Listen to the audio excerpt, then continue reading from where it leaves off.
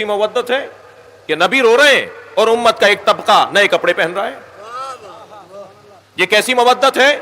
یہ کیسا نبی سے پیار ہے؟ یہ کیسا اجر رسالت ہے کہ نبی کی آنکھوں میں آنسو ہیں. صواعق محرکہ میں جی ابن حجر اسقلانی نے، علماء اہل سنت نے اس روایت کو لکھا نہیں جو حضرت ام سلمہ فرما رہی ہیں کہ میں نے خواب میں دیکھا عصر عاشور کہ نبی کے سر پہ عمامہ نہیں تھا، آنکھوں سے آنسو جاری تھے، چہرے پہ خاک لگی ہوئی تھی، اور آپ گریہ کرتے ہوئے فرما رہے تھے میرے حسین کو مار دیا.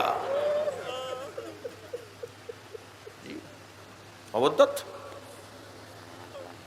جب حضرت ابراہیم کی رحلت ہوئی، میرے بچے اور جوان لے جائیں ان دلیلوں کو اپنے دوستوں کو دینے کے لیے. نبی کے 4 سالہ فرزند حضرت ابراہیم حضرت ماریہ قبطیہ سے، ام المومنین حضرت ماریہ قبطیہ کے فرزند. ایک دن نبی نے اپنے ایک زانو پر حضرت ابراہیم کو بٹھایا ہوا اور ایک زانو پر امام حسین کو. ہم سن تھے دونوں، امام حسین اور ابراہیم دونوں ہم سن تھے، ایک سن و سال کے تھے. دونوں زانوؤں پہ دونوں بچے بیٹھے ہیں. تو جبریل نازل ہوئے وحی لے کر اور کہا اللہ نے پوچھا ہے کہ اگر ہم آپ کی اولاد کی قربانی مانگیں تو آپ کسے کس پہ قربان کریں گے؟ فرمایا میں اپنے ابراہیم کو اپنے حسین پہ قربان کروں گا.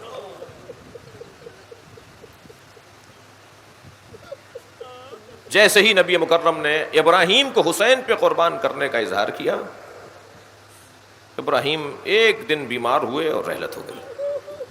اب نبی کو تو معلوم ہے کہ یہ قصہ کیا ہے، تو نبی گریہ کر رہے ہیں. جب سرکار نے گریہ کرنا شروع کیا تو عبد الرحمن ابن عوف نے کہا یا رسول اللہ انتا والبکا، آپ اور گریہ. تو فرمایا یا عبد الرحمن ان القلب لا يحزن، دل ملول ہونا یہ دل کی سالمیت کی نشانی ہے. ان العین لا يدمع، آنکھوں سے آنسوؤں کا بہنا، یہ نبی کی حدیث سنا رہا ہوں میں آپ کو، آنکھوں سے آنسوؤں کا بہنا یہ آنکھوں کی سالمیت کی دلیل ہے. یہ نبی کے الفاظ ہیں. آنکھ ہوتی ہی وہ ہے جس سے آنسو نکلے. جس آنکھ سے آنسو نہیں نکل رہے وہ آنکھ نہیں ہے. جو دل ملول نہیں ہو رہا وہ دل نہیں ہے. اور فرمایا سنو الا اللہ یقول لا یرضا، فقط بات یہ ہے کہ آنکھوں سے آنسو بھی نکل رہے ہوں، دل بھی ٹوٹ رہا ہو، مگر زبان سے اللہ کا شکر بھی ادا ہو رہا ہو، اس سے رضایت کا اظہار بھی ہو رہا ہو. یا اللہ یہ جنازہ دیکھ کے روں گا اس لیے کہ تو نے رونے کی صلاحیت دی ہے. یا اللہ میرا دل ملول ہو رہا ہے، مگر یہ دل ملول ہونا تجھ سے عدم رضایت کی نشانی نہیں ہے. یہ نبی نے نظریہ دے دیا. جنازے پہ رونا، اللہ اکبر، زیادہ دور نہیں جائیے. قرآن مجید سورہ مبارکہ یوسف، لوگ کہتے ہیں قرآن سے ماتم دکھاؤ. آپ لوگ تھکے ہوئے تو نہیں بیٹھے نا؟ لوگ کہتے ہیں قرآن سے ماتم دکھاؤ، لوگ کہتے ہیں قرآن سے یا حسین دکھاؤ. میں بھی قرآن سے یا حسین دکھاتا ہوں. حضرت یعقوب روزانہ، ایک دن نہیں، محرم میں نہیں، 10 دن نہیں، حضرت یعقوب نے سال ہائے سال روزانہ ماتم کیا ہے. اور کس کا ماتم کیا؟ جس کے زندہ ہونے کا یقین تھا. یہ نہیں کہا، یہ نہیں کہا جائے گا کہ زندہ ہو جاوید کا ماتم نہیں کرتے ہیں. یہ حضرت یوسف زندہ ہے نا. حضرت یعقوب کیا کہہ رہے ہیں؟ حضرت یعقوب روزانہ ایک ہاتھ زانو پر مارتے تھے، ایک ہاتھ سینے پر مارتے تھے، ایک ہاتھ سر پر مارتے تھے، اور سر پر، زانو پر اور سینے پر ہاتھ مارتے ہوئے کہتے تھے یا صفا علی یوسفا، جسے آپ یا حسین بولتے ہیں. قرآن کی آیت سنا رہا ہوں نا میں آپ کو.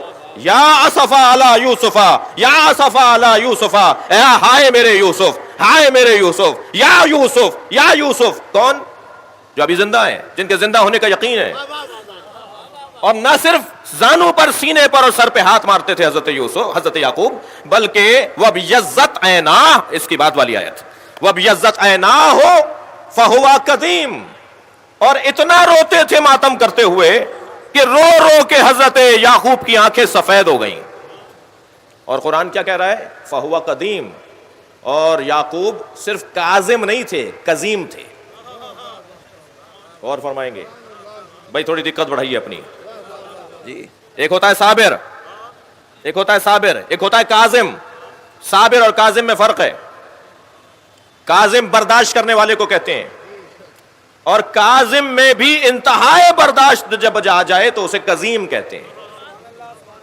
جیسے عالم اور علیم جی، جیسے شاہد اور شہید، جیسے ناصر اور نصیر جی، ایسے ہی کاظم اور کظیم. کاظم اسے کہتے ہیں کہ جو انتہائی برداشت رکھتا ہو.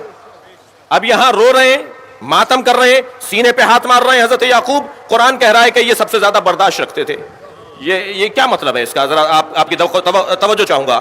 یہ کیا کہہ رہا ہے اللہ؟ کیا بتانا چاہ رہا ہے؟ کیا مطلب ہے اس آیہ کریمہ کا کہ حضرت یعقوب سینے پہ، زانو پہ، سر پہ ہاتھ مارتے ہوئے یا اسفا علی یوسف، یا اسفا علی یوسف کا نوحہ بلند کرتے تھے اور آنکھوں سے آنسو گراتے تھے، اور اتنے آنسو بہائے کہ آنکھیں سفید پڑ گئیں. اور قرآن کہہ رہا ہے فہو کظیم، اور یہ بہت زیادہ برداشت کرنے والے تھے. صرف ایک ہی بات تو سامنے آتی ہے، صفحہ تاریخ کو پلٹ کر دیکھیے. جنہوں نے یعقوب کے بیٹے حضرت یوسف کو کنویں میں ڈالا تھا وہ سامنے نظر آ رہے ہوتے تھے، تب بھی ماتم کرتے تھے اور برداشت کرتے تھے. بھائی غور کریں، بہت واضح پیغام ہے قرآن مجید کا کہ عزاداروں کو کیسے زندگی گزارنی ہے. خبردار خبردار، جنہوں نے اہل بیت پہ ظلم کیا وہ سامنے آ جائیں یا ان کے چاہنے والے سامنے آ جائیں، تم اپنے ماتم سے ہاتھ نہ اٹھانا. برداشت کرو، ان سے ملاقاتیں کرو، ان سے دوستیاں رکھو، ان سے آنا جانا رکھو، ان کے ساتھ کھاؤ پیو. بھائی اور کتنا پیغام واضح ہوگا. قرآن ہمارے لیے رہنما ہے یا نہیں ہے؟ قرآن کہہ رہا ہے کہ یہ ماتم بھی کرتے تھے، روتے بھی تھے، فہو کظیم، اور برداشت بھی کرتے تھے. کس بات کو برداشت کرتے تھے؟ ان بیٹوں کو روزانہ دیکھتے تھے جنہوں نے حضرت یوسف کو کنویں میں ڈالا تھا، مگر اپنے بیٹوں کو اپنے گھر سے نہیں نکالا. بھائی آپ لوگ اگر تھوڑا سا، میں بہت سو کی زیارت نہیں کر پا رہا ان روشنیوں کی وجہ سے، مگر آپ احساس دلائیے کہ آپ